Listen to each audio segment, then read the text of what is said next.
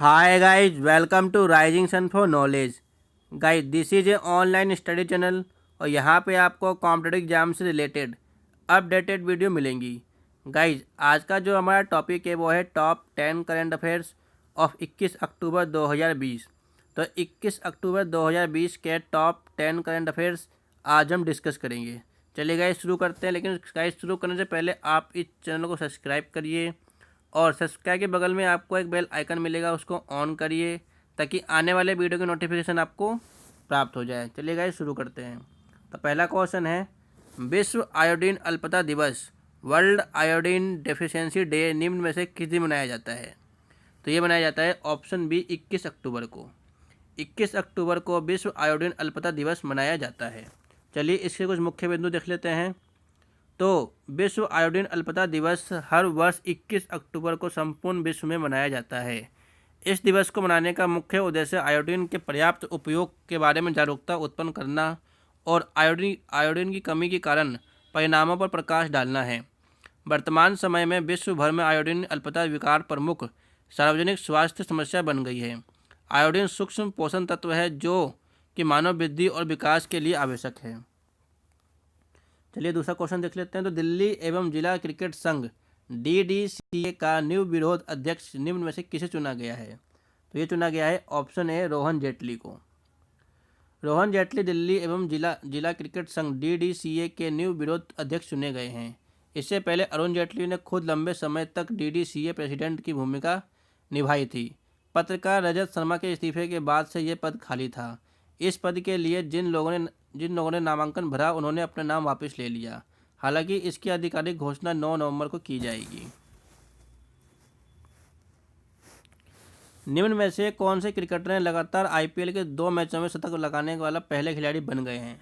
तो ये है ऑप्शन डी शिखर धवन।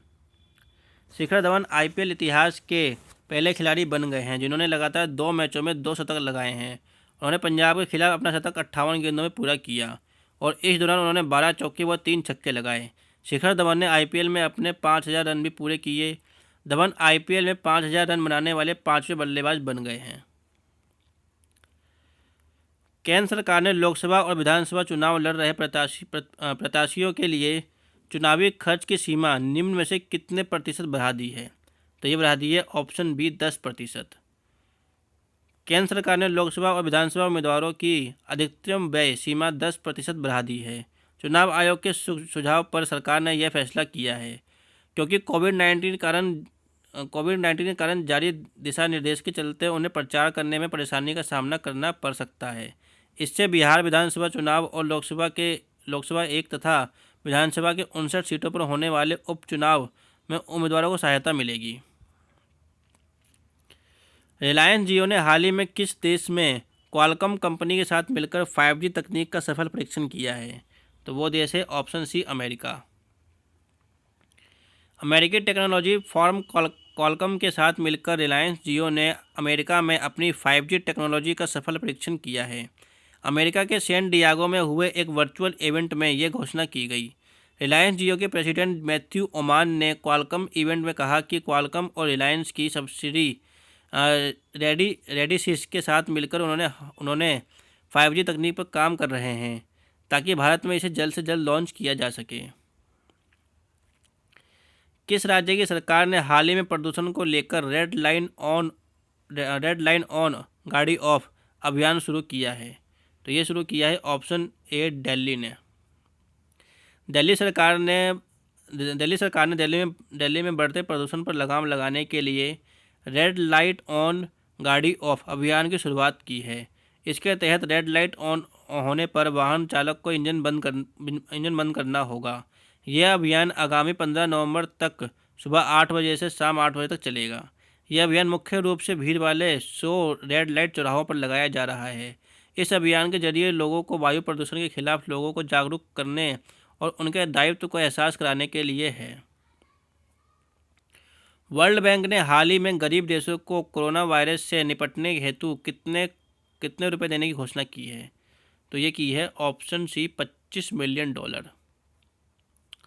विश्व बैंक ने गरीब देशों को कोरोना वायरस से निपटने के लिए $25 बिलियन देने की घोषणा की है। ये राशि उन गरीब देशों की मदद करने के लिए है जो मौजूदा कोविड-19 महामारी के कारण बड़े पैमाने पर चुनौतियों का सामना कर रहे हैं। यह पैकेज वास्तव में इंटरनेशनल डेवलपमेंट एसोसिएशन (IDA) के प्रतिनिधियों के सामने रखा जाएगा। एशिया पावर इंडेक्स 2020 में किस देश को 100 में से 39.7 अंक के साथ चौथे स्थान पर रखा गया है? तो ये रखा गया है ऑप्शन बी, भारत को। सिडनी स्थित लॉबी इंस्टीट्यूट द्वारा जारी किए गए एशिया पावर इंडेक्स 2020 में भारत को 100 में से 39.7 अंक के साथ चौथे स्थान पर रखा गया है। एशिया पावर इंडेक्स 2020 एशिया में देशों की सापेक्ष शक्ति का आकलन करने के लिए 26 देशों और क्षेत्रों को रैंक प्रदान करता है। इस इंडेक्स में एशिया प्रशांत को प्रभावित करने वाले सबसे शक्तिशाली देश के रूप में अमेरिका ने 81.6 स्कोर के साथ अपनी स्थिति बरकरार रखी है। इसके बाद क्रमशः दूसरे और तीसरे स्थान पर चीन 76.1 और जापान 41 पर है। पुलिस स्मृति दिवस निम्न में से किस दिन मनाया जाता है? तो ये मनाया जाता है ऑप्शन डी, 21 अक्टूबर को। पुलिस स्मृति दिवस प्रत्येक वर्ष 21 अक्टूबर को मनाया जाता है।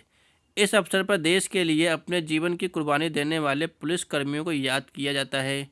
इस मौके पर प्रधानमंत्री मोदी ने शहीद पुलिस कर्मचारियों को श्रद्धांजलि दी और पुलिस के कार्यों की सराहना की। यह दिवस इसलिए मनाया जाता है क्योंकि 21 अक्टूबर 1959 को लद्दाख के हॉट स्प्रिंग में देश की सुरक्षा के प्रथम पंक्ति के तैनात में केरी पुबलम के एक छोटे से गश्ती दल पर चीनी सेना द्वारा भारी संख्या में घात लगाकर हमला किया गया था।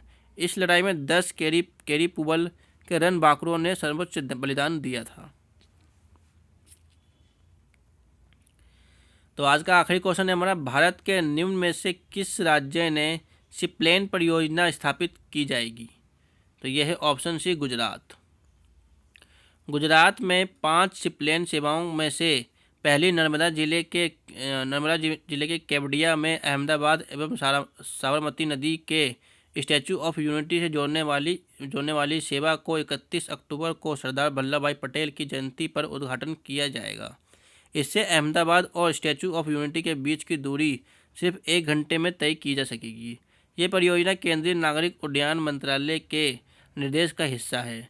अन्य स्थानों में मेहसाना जिले में धरोई बांध, भावनगर जिले के पलिताना में आमजी और शत्रुंजय बांध को जोड़ने के लिए और साथ ही अगले चरण पर तापी भी शामिल है।